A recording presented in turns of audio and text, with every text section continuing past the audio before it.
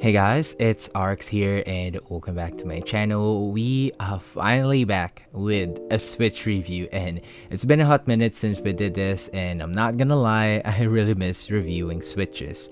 So in today's video, we have here a new linear Switch that you might haven't heard of. We have here the Kaisya Switches designed by Tsukiri Studios and manufactured by JWK. So a quick background about the Switches. The Switches was inspired around a city pop album and you can clearly see the reference on the packaging itself.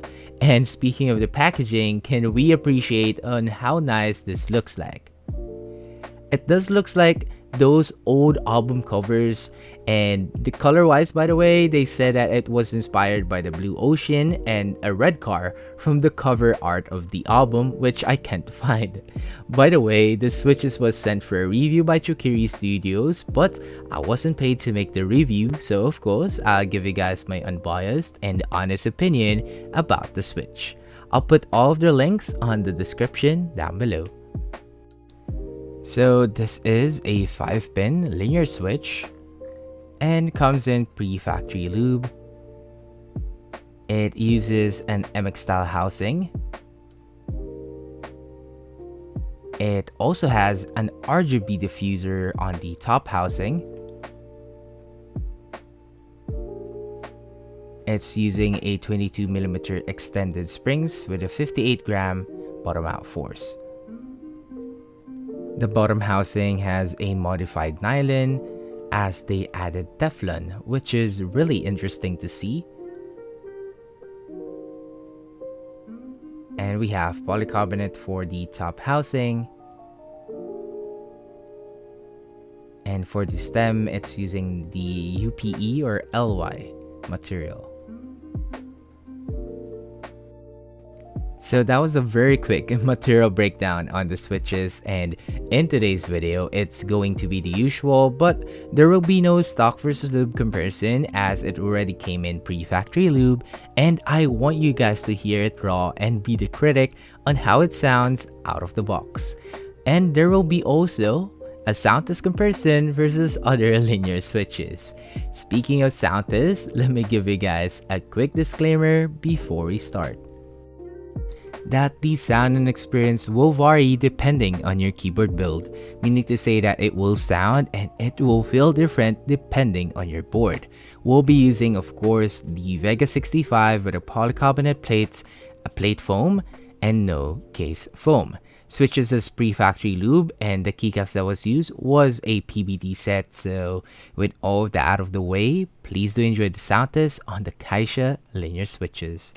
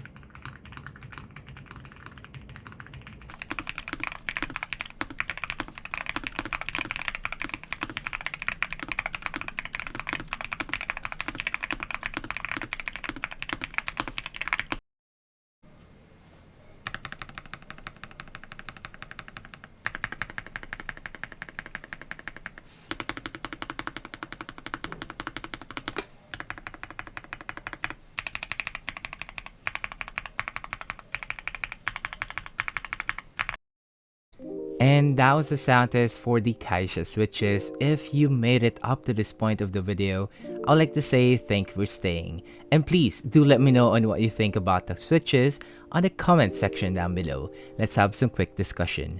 And now, let's talk about my thoughts and opinion about the Switch. First, let's talk about my thoughts on the feel. And I just want to say this as early as possible, but the switches are really smooth out of the box.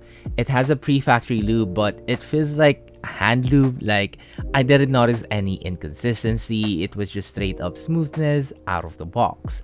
Now, I have tried a lot of good pre-factory lube switches like from Akko, Invokeys, and I thought that the switches from the Invokeys are the best one, but the Kaisya switches are on top tier in terms of the smoothness out of the box. Like, I can really say that you can use them on stock right away.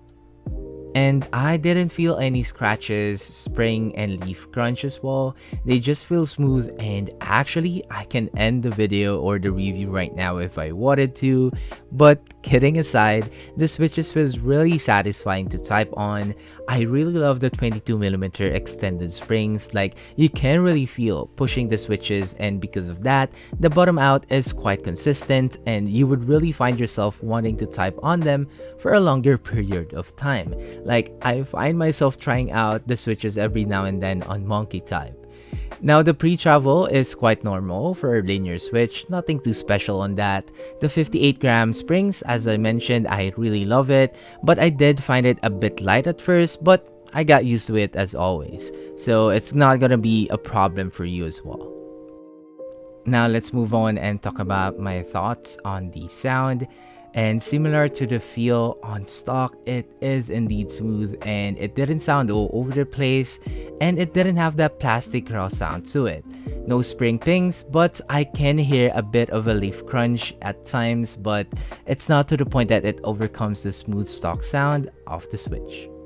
So they mentioned that it has a modified nylon by adding Teflon on the bottom housing. With this, it makes the nylon hard and smoother, making the sound more crispier and louder.